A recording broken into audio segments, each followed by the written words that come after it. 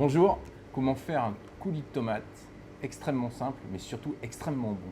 Donc pour le coulis de tomates, des tomates bien mûres que j'ai lavées, je vais les couper en deux, juste enlever un tout petit peu le pédoncule comme ça, surtout pas les éplucher. En fait c'est un coulis de tomates que je vais faire cuire au four. Je pense que la concentration de la tomate quand on fait un coulis est plus intéressant que quand on fait une évaporation. Ça va donner un coulis qui sera plus concentré. Alors, ce qu'il faut choisir dans les tomates, c'est privilégier des tomates de paysans qui sont à côté de chez vous. On va chauffer un petit peu la casserole. 2 brindilles de thym, des gousses d'ail qu'on a coupées en lamelles, un petit peu d'huile d'olive.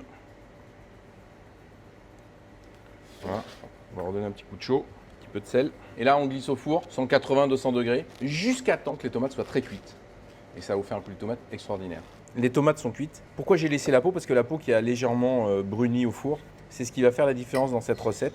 C'est qu'elle va avoir ce goût de cuisiner qu'on n'aurait pas si on avait simplement coupé les tomates en petits morceaux et si on les avait fait cuire. Alors, les mixer, c'est presque un crime de lèse-majesté. On va y aller tout doucement. On a légèrement fait réduire un petit peu l'eau qu'il y avait parce que les tomates ont beaucoup d'eau. On peut ne pas mettre l'ail si on n'est pas un grand fan, moi j'adore. Donc je vais mettre tous les sucres de cuisson qui ont légèrement réduit. On peut le passer, moi j'aime bien quand il est nature comme ça. Un coulis de tomate extrêmement rapide à faire mais qui est très naturel, juste un tout petit peu d'ail et de thym.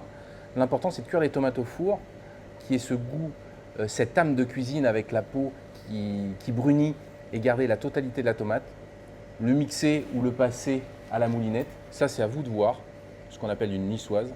Un coulis de tomate, on peut s'en servir pour faire des pâtes à la tomate ou simplement avec un filet de poisson vapeur, un coulis de tomate, un filet d'huile d'olive et une feuille de basilic, ça donne quelque chose d'extraordinaire pour l'été, de simple, de léger, de naturel quand on a des produits exceptionnels comme j'ai la chance d'avoir dans tous mes restaurants. Je vous souhaite un bel été.